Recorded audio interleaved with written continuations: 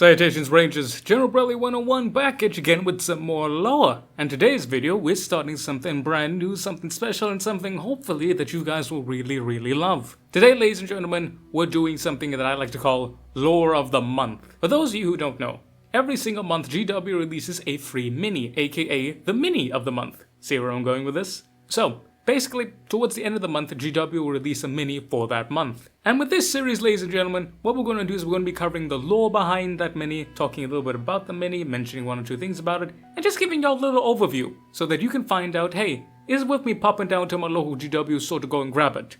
I mean, the answer is yes, because it's a free GW mini, and Lord Almighty knows how much those cost. But without any further ado, ladies and gentlemen, let's get started with our first video, as today we are going to be covering February 2025. Which was the Eldar Fire Dragons. Now, this is a very special video for me because Eldar Fire Dragons are one of my favorite aspect warriors. They're vying for like top 2. I really do love them. I think they're just maybe top 1, but I don't know yet.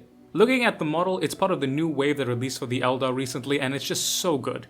Nice plastic, good details, absolutely crisp. It is a beautiful model. But if you're a fellow Imperium stan like myself, you may be asking, what on earth is a fire dragon? And why are they called dragons? And what is this? And that is what we get in today's video. So let's learn about GW's model of this month, as we take a look at the Eldar Fire Dragons. The Eldar Fire Dragons are one of the many aspect warriors of the Eldar. For those of you who don't know, the Eldar military is divided into two main castes, that being the professional military as well as the militia. The militia are held by guardians. Guardians are regular old Eldar that have to pick up a gun and defend their craft world. But then we have the professional military or the warrior caste. These are known as the aspect warriors, because each and every one of them belongs to an aspect shrine. And that aspect is an aspect of Cain. Yes, that Cain, Mr. Bloody-Handed himself. So way back when you had Azaman, which is credited as being the first aspect warrior and the first Phoenix Lord, he then had a bunch of followers, and these followers would eventually go on to create their own aspect shrines. One of these followers was named Fuegan, the Burning Lance. This was a guy who loved close quarters combat and he loved destruction and melters, baby. So he created his very own shrine based off that, and lo and behold, the Fire Dragons were born. The Eldari Fire Dragons represent Kalamentius Cain's need for destruction. They are the whole, total, and utter destroyers of the Eldari race. But whereas they do represent Cain's destruction, they also represent another aspect. That being the dragon of Eldar mythology. Dragons were seen as great, powerful, and mighty beings.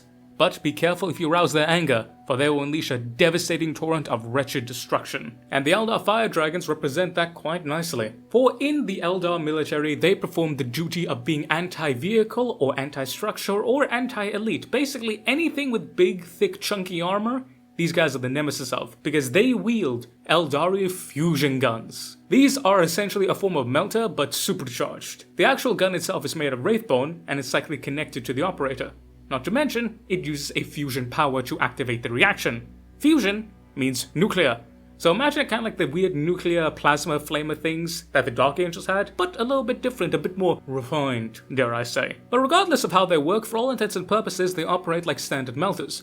You gotta get up close and personal, and goodbye heavy armor. However, if something should survive that big old chunky melter shot, many of the aspect warriors also carry melter bombs, which are significantly more potent than even a heavy multi-melter. Strap it onto anything and pop goes the weasel, that fella is gone. But there are a few things that separate these guys from other Eldar aspect warriors. First off is their armor. Generally speaking, Eldar are all about quick reactions, dodging in and out of cover, making sure that everything is alright. They're about speed. The Eldar Fire Dragons are different. The Fire Dragons in of themselves are generally speaking physically stronger and more durable than your average Eldar. We're not talking like space range of a human here, but compared like a bodybuilder to a normal Joe. That's because of the nature of the role. With a melter, you gotta get up close and personal, meaning you gotta carry that big old chunky melter all the way into the fray. Due to that, the Fire Drake armor is significantly thicker than even the Dire Avenger armor, which is the standard Eldari aspect warrior, mind you. Due to this, Fire Drakes are one of the most durable and toughest units in the Eldar army. And again, this all happens to them having to get up close and personal. And like my fellow melter-toting beloved brethren of the Salamanders, since they have to get up close and personal, they also share a panache for melee. More specifically, a Dragon Axe, which is a power axe from hell. These are master-crafted Eldari weapons that would even make a Space Marine Artificer blush. And instead that they glow with a fierce fury that can able to slice through the thickest of armor. And think about it, maybe why I like the Eldar Fire Dragons so much is because they're pretty much like the Eldari version of Salamanders. Because think about it,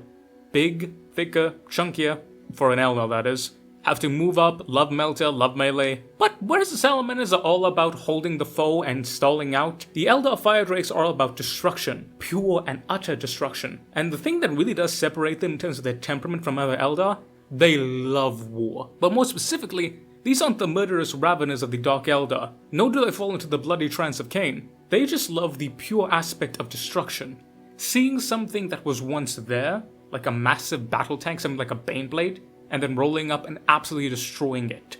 To them, that is the purest form of warfare, reducing something mighty that dared to stand against their people into utter slag, for they are the dragons of the Eldari, and woe betide any foolish Monkai who would stand before them. And that is something that really does separate them from much of Eldar.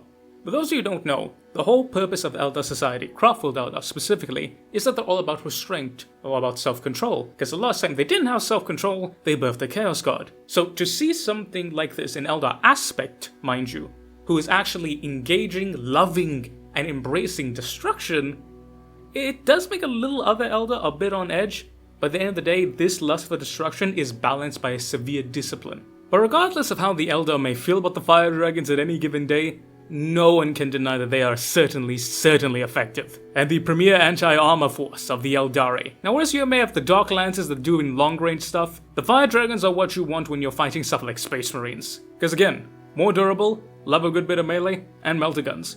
Now they're not exactly going to do perfect against Space Marines, but they're going to do way better than your standard Guardian, especially if they're led by an Exarch. The Exarch is essentially an Eldar aspect warrior that has been lost to the path, aka they choose to be a aspect warrior for the entirety of their life. They're not going to do anything else, they're a professional soldier. Thus they wear the Exarch armor, which has the spirit stones of other previous Exarchs, giving them an increased potent psychic potential, but as well as battlefield knowledge. And these boys are armed with mastercrafted Fire Pike. A Fire Pike is essentially a melter on steroids. Essentially, imagine it's something like a melter sniper rifle. Not exactly, but it's still pretty cool. Now whilst the fusion gun is their main squeeze, they do have access to something called a Dragon's Breath Flamer. Alright Eldar, this is unacceptable. The Salamanders will be sending you a C&D in due course. This is a trademark infringement and we shall not stand for it. But basically it's a big chunky flamer that roasty toasty infantry. Generally speaking, if Fire Drake's going to be operating alone or on a solo mission, they have at least one or two of these boys armed with these heavy flamers. But now let's talk a little bit about their unique shrines. So basically every single Craftworld will have an aspect shrine. Essentially a miniature base for that specific Craftworld for the specific shrine in question.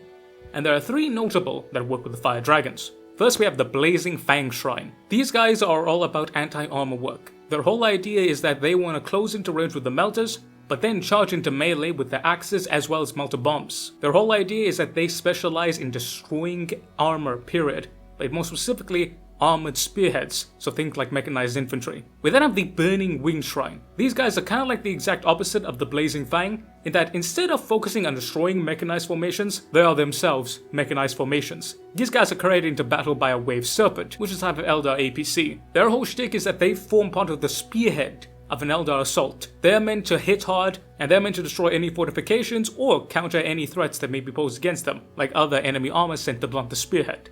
And then finally, we have the Red Wyvern Shrine. The Red Wyvern Shrine is basically Flamer, the shrine.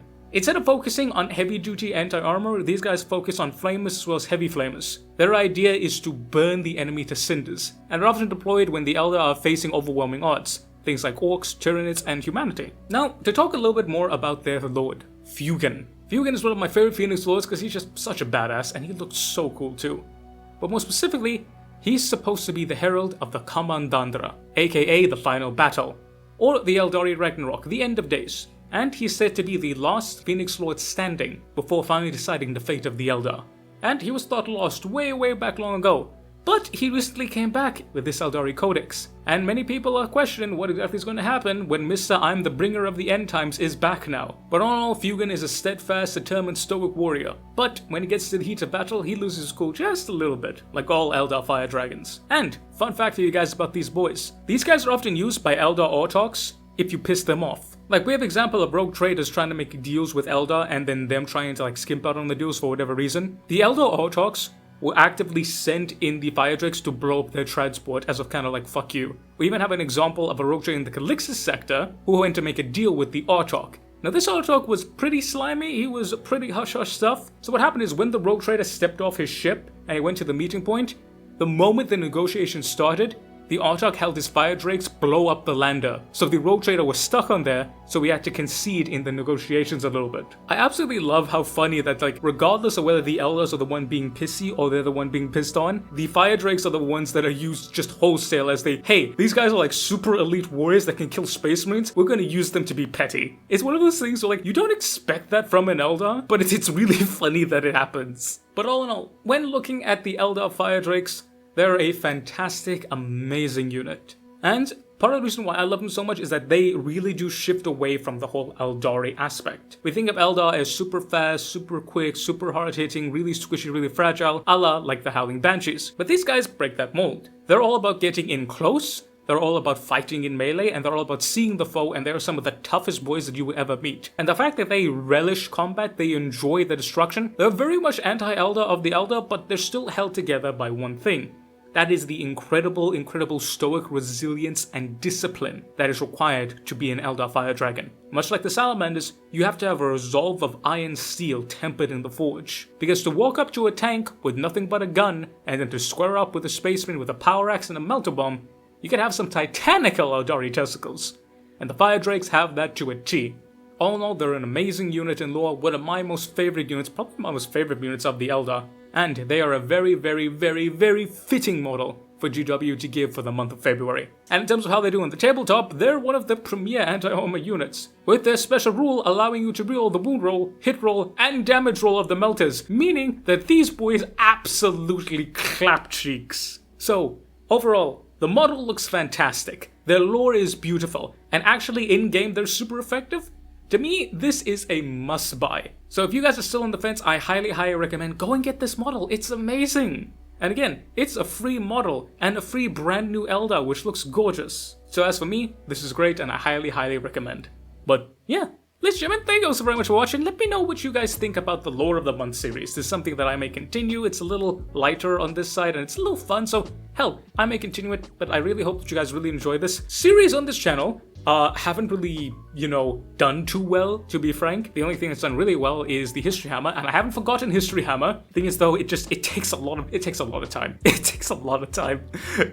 But it is coming, but I want to say a massive thank you to you guys for watching. Let me know down below. What do you guys think about Eldari Fire Drakes? Do you love them? Do you hate them? Are they your favorite aspect shrine? Let me know. But I want to say a massive thank you to you guys for watching, and even more massive thank you to my awesome members and Patreons. And massive shout out to my Officer Corps, my Lieutenant Tiers. Shout out Mr. Eddie V3 and Miss Major of the Void. Big shout out to all my Sergeant Tier fellas. Mr. Damiak, Mr. Andy McGee, Mr. Warsmith the Fireheart, Mr. Cords Butcher, and Mr. Sean IRL7. Shout out to my Corporal Tier members, Mr. Bowen and Tremail the Mouth Kitty. And finally, but certainly not least, big shout out to my Private Tier members, Mr. Thomas Mo's Longs, Mr. Ivan_SBW, Mr. Michael Hayeda, Mr. Hattori's Kurs, and of course, Mr. Monkey Man. And very big shout out to my Patreon members, Mr. Fortus Unum, General Alexander, and Mr. Bulwin. I love you, I love you, I love you, yes I do. Thank you guys also very much for joining. It means absolute world to me that you guys put this much faith in me, and I will always, always appreciate it. So if you want to join these awesome guys and gals, sign up today for the memberships.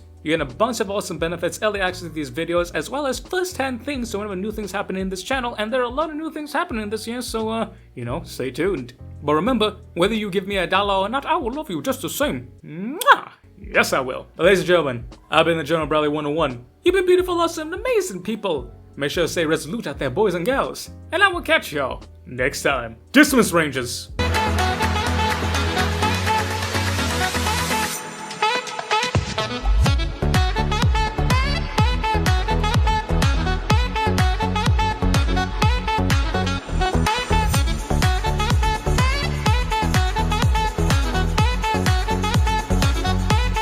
I really hope this does well. I want to keep on doing this, it's fun. Please watch this video, guys.